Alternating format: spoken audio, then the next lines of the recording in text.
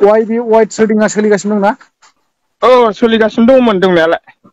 ओमफ्राय दाबायदियाव हथात खरि गोजावना होनांगौबा बिनि रिस्कखौ सोर लागोन? आदैमोन माबोरै जाखो YBY नि दावराव जाग्राफोरा हा YBY आव बे फैसा इनभेस्ट खालामग्राफोरा बेसेबां मोनखो हा माथो खोनानो मोनदों सोरनाबा उइथड्रआनो जायाखैनो माथो हा सोरबा माथो 20,000 गाहाम डिपजिट खालामग्रोनानै एखेबारे दासिमबो थाइसेबो माथो उइथड्रखौनो खालामनो हायाखैनो हा थगाय जाजोबखो ना माखो आदैमोन YBY वालाफोर हा इमान साला गोदै बुंनानै आंखौबो मेसेन्जाराव बापरे बाप मा नायनो बै हरलाय ओइ भाई YBY आव फैदोलै जइन जादो एसेबां फैसा इनभेस्ट खालामबानो बिराद फैसा मोनो बिराद माबा मोनो एनटेन मा खोनासंनो हा माबोरै मोनखो दा माथो सोरनाबा उइथड्रआनो जायाखैनो हा मोनदोना बेटाफोर हा बेफोरजों आरो फालतु खालामजायोलै हा फैसाया ओरैनो फैदों गिबियावनो मालाय डिपजिट खालामग्रोनांगोन बापरे बाप सोरबाथ' दा गाबुलाबायनासो दंनो मिथिगौना हा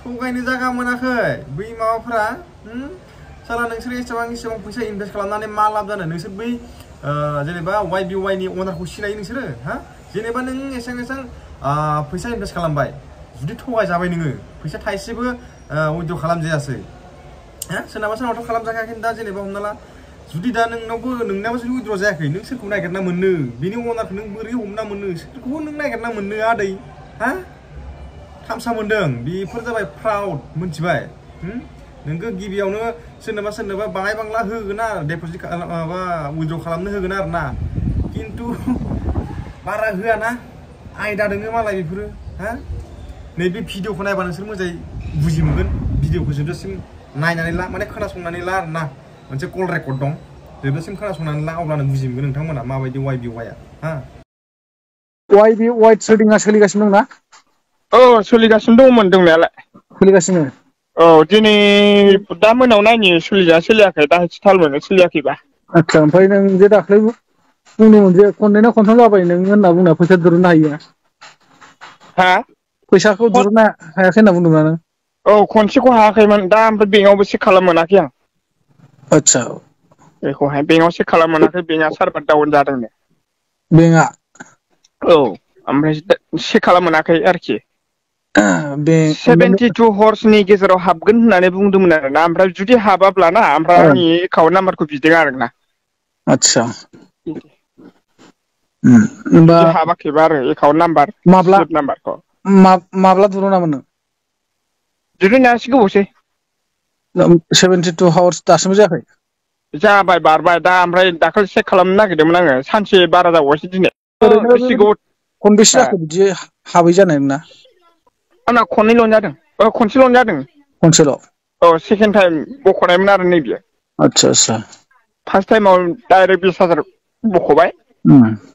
ओमफ्राय सेकेन्ड टाइमाव 10 बख'दोंमोन आरो दा बे 10आहाय माने पेन्दिं जानानै थादों आरो। आदसा ओमफ्राय नोङो नोंनि आन्दाराव सोरखौबाफोर सोबाय नामा? औ सोबाय आदा। साबेसे सोखो? आं न'नि मानसिखौनो 3 सोदों। न'निखौनो ना ओमफ्राय बैसोरो दिरुनबायना दिरुनाखै? दिरुनथ'वाखै बेसोर दाबो जाथ'वाखै आरोखि। आदसा ओमफ्राय बे YBY आ माबाफोर गभर्नमेन्ट लाइसेन्सफोर गोनां नामा बेखौ मिथिदों ना मिथियाखै? बेयो लाइसेन्स दं होननाय बायदि जादों आरोना बे इण्डिया गभर्नमेन्टनि थाखाय बियो मोनसे 20% टेक्स होयो आरोना बेयो माबानिफ्राय फैनाय मा होनोमोनलाय बेखौ बोरैबा होनोमोनलै दस्रा हादर आउट कान्ट्रिनिफ्राय फैनाय आरोना बियो इण्डिया गभार्नमेन्टआ 20% टेक्स होयो आरो बिसोरो बिदि दा ओमफ्राय माखासे इयार्स थांखाबाय दा ओमफ्राय 2 इयार्स ना बेसेबांबाल' दंसै।